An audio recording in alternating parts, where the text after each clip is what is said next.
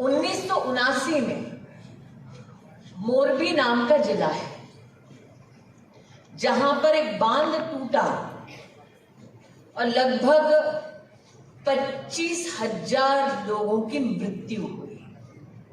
Hello guys, welcome back to my new blog. So guys, आज के blog में मैं अभी बापू सभागार जा रहा हूँ और हमारे कॉलेज की तरफ से जो एक इवेंट का ऑर्गेनाइज किया जा रहा है जिसमें विजय सिन्हा जी और स्मृति ईरानी जो कि सेंट्रल कैबिनेट मिनिस्टर है वो आ रही है। तो आज का ब्लॉग काफ़ी इंटरेस्टिंग होने वाली है। तभी हम लोग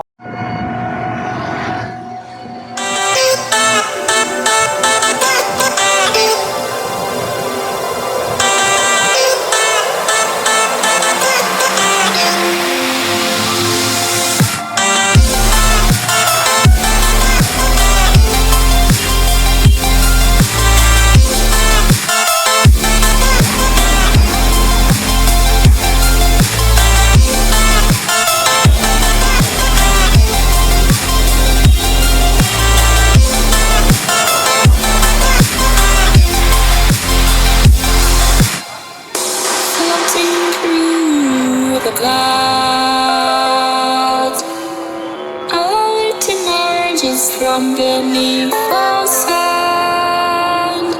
Dreams can take me close, seem so far away. Across the universe, she lives another day.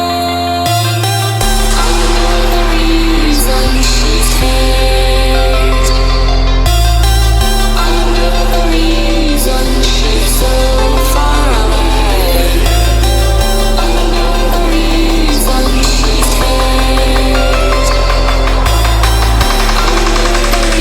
the reason she's so far away. इस दायित्व के साथ जोरदार तालियों से उनका स्वागत करें।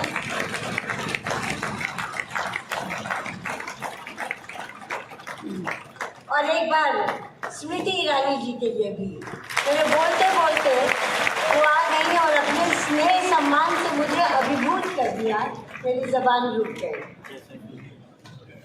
और इसके साथ ही मैं बहुत मुस्कुराते मुस्कुराते बहुत सी बातें कही जाने वाले पूर्व केंद्रीय मंत्री और पूर्व बिहार सरकार के मंत्री शाहनवाज हुसैन जी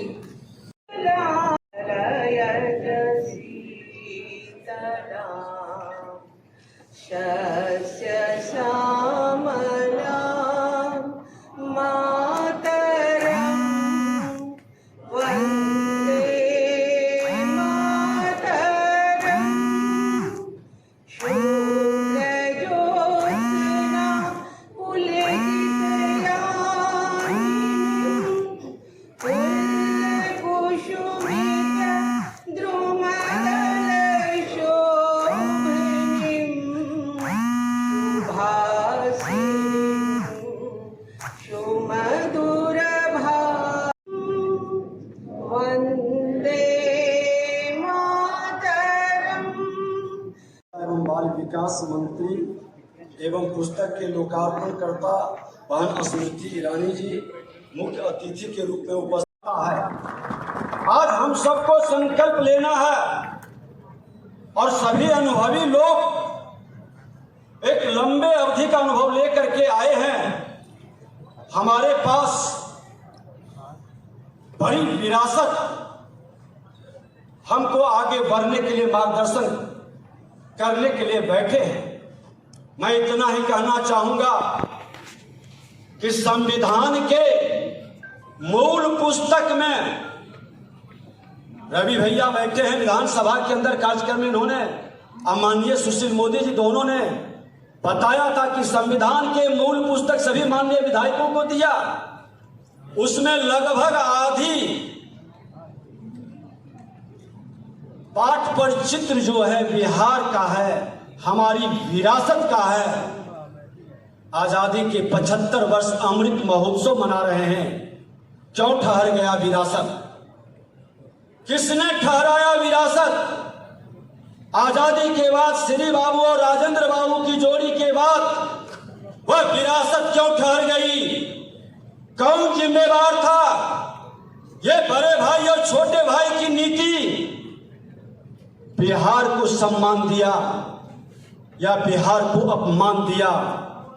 2/3 नौजवानों के बीच इस विषय को ले जाना है और ठहरी हुई विरासत को आगे बढ़ाना है। इस संकल्प के साथ हमको आगे कदम बढ़ाना है।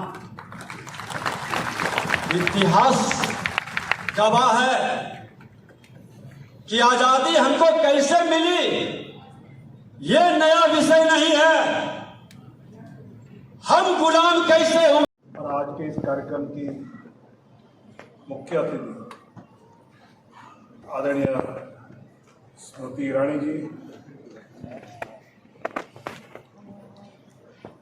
मंच पर विराजमान सभी केंद्रीय मंत्री, सभी आदरणीय नेतागण और उपस्थित भाई और बहन, सभी नाम इसलिए नहीं ले रहा हूं कि स्मृति जी को पूरा समय उनके वक्तव्यों को मिले। और मैं तो परिवार के नाते आज शाम की कोर कमेटी बैठक के लिए संगठन मंत्री के रूप में किस विवेक के साथ चलना है, उसका ज्ञान जिनसे मिला, ऐसे पूजनीय नागेंद्र जी, पूजनीय भिक्खू भाई, आज इस मंच से उनको भी प्रणाम करती हूँ। शायद मीडिया के बंधु इस उम्मीद से आए हैं कि कल की कोई हेडलाइन मिल जाए या अभी कोई ब्रेकिंग न्यूज हो जाए।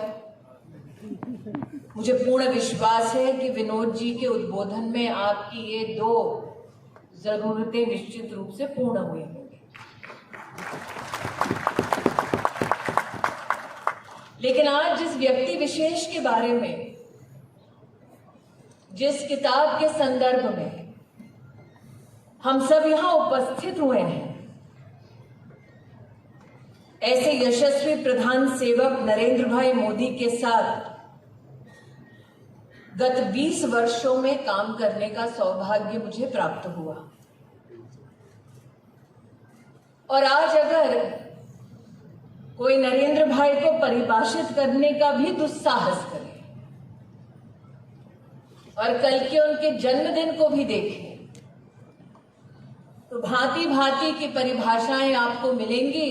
कुछ तो ये भी कहेंगे कि कल देखो शेर ने चीतों के साथ जन्मदिन मनाया है। लेकिन संगठन की दृष्टि से एक कार्यकर्ता अगर नरेंद्र भाई को देखे, तो मोदी मंत्र है, मेथड है, मिशन। मंत्र मात्र सफलता का नहीं, जनता के लिए समाधान का। मेथड मात्र गवर्नेंस का नहीं, बल्कि संगठन को सशक्त करने के लिए प्रयास। और मिशन मात्र ये नहीं कि भारतीय जनता पार्टी, बल्कि मिशन ये कि भारत विश्व भर में न सिर्फ शक्ति की दृष्टि से, सामर्थ्य की दृष्टि से, संवेदनशीलता की दृष्टि से, क्षमता की दृष्टि से। किताब में कई पृष्ठों पर कई लोगों ने अपने अनुभवों को साझा किया, लेकिन विमल जी ने आज अपनी प्रस्तावना में कहा कि वक्त ऐसा है भारत में कि राम के ज्ञान का भंडार चाहिए और कृष्ण का अवतार चाहिए। और अगर कृष्ण की बात निकली है तो प्रस्तावना में विमल जी ने विशेष रूप से एक श्लोक, एक वाक्य आपके सम्मुख प्रस्तुत किया, जिसमें कृष्ण स्वयं कहते हैं, यदा यदा हि धर्मस्य ग्लानिर्भवति भारत अभ्युत्थानम् अधर्मस्य तदात्मानं सृजाम्यहम्। कि जब जब धरती पर पाप बढ़ता है, तब तब भगवान अवतरित होते हैं ताकि पाप का नाश हो, पुण्य की जीत हो, सत्य की जीत हो। और शायद विमल जी बिना आपकी अनुमति से कह रहे हैं, जिस कृष्ण अवतार की विमल जी ने शायद चर्चा की, वो युद्ध की दृष्टि से अगर ना देखें, सारथी की दृष्टि से देखें, तो क्या अनुभव हम प्राप्त कर पाएंगे। नरेंद्र भाई के संदर्भ में बोलने वाले उन्हें कर्म की योगी कहते हैं, लेकिन इस योगी की यात्रा गुजरात के एक छोटे से गांव से कैसे शुरू हुई, उस यात्रा का एक प्रतिबिंब लोग तब देखते हैं जब वो अपनी माताजी के पास हर जन्मदिन पर जाकर आशीर्वाद लेते हैं, मां का स्नेह प्राप्त करते हैं। लेकिन गुजरात के उनके कार्यकाल का, जीवन का नहीं बल्कि कार्यकाल का एक अंश, जो शायद ही सार्वजनिक जीवन में प्रचलित हो, 1979 में मोरबी नाम का जिला है, जहां पर एक बांध टूटा और लगभग 25,000 लोगों की मृत्यु हुई। नरेंद्र भाई और भीखू भाई मुझे अगर त्रुटि हो तो ठीक करेंगे, प्रचारक की भूमिका में क्षेत्र में थे। इस किताब में उसका वर्णन है कि कैसे घर घर जाकर उन्होंने समाज को प्रेरित किया, प्रोत्साहित किया कि इंतजार मत, दूसरे का साथ दे और समाज कल्याण की भावना से, परिवार के कल्याण की भावना से आइए एक बार फिर अपने जिले को हम सशक्त बनाएं। जिसने इस सोच के साथ, संकल्प के साथ मोरबी की उस चुनौती भरी अवस्था में जनता को एकत्रित किया, वो अनुभव उनके तब काम आया जब वो कर्मयोगी, कर्म योद्धा बनकर गुजरात के मुख्यमंत्री के रूप में कच्छ में भूकंप के बाद एक एक गांव गए, लोगों को प्रेरित करते हुए कि हम सरकार और समाज के समन्वय से एक बार फिर दोबारा एक सशक्त रूप में राष्ट्र के सामने, विश्व के सामने प्रस्तुत होंगे। मुझे आज भी याद है कि जब भूकंप आया तो लोगों ने कहा कि कच्छ की वो भूमि दोबारा विकसित नहीं हो पाएगी।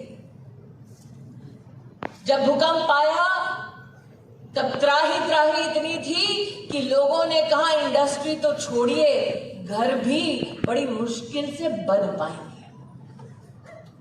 और जो इन्वेस्टमेंट के समिट्स आप बड़े बड़े देखते हैं, नरेंद्र भाई ने जब कच्छ में दोबारा कार्य शुरू किया तब परिवर्तन लाए, मात्र घर बनाने से नहीं, अस्पताल बनाने से नहीं, बल्कि उन्होंने कहा कि आए आप इन्वेस्ट करें ताकि एक बार फिर अर्थव्यवस्था को सुदृढ़ करके हम दोबारा समाज को और सशक्त करें। सारथी 79 में भी थे और तब भी गवर्नेंस के माध्यम से सारथी बने जब लोगों को दरकार थी। जब मैं कहती हूं Narendra Modi is a method, जो अध्ययनशील है शायद वो उस बात पर गौर फरमाएंगे कि जब वो गुजरात के मुख्यमंत्री थे तो साल 2012 में उन्होंने पंचामृत का उल्लेख किया गुजरात। आज का ब्लॉग यहीं पे समाप्त कर रहे हैं। तो जो 20 वर्षों में जो कार्यकाल किया गया था नरेंद्र मोदी जी के द्वारा इस पुस्तक में दिया गया था, इसी के ऊपर आज स्मृति ईरानी जो है ज्ञान भवन में आई थी। तो तब तक के लिए बाय, फिर हम लोग मिलते हैं नेक्स्ट ब्लॉग में।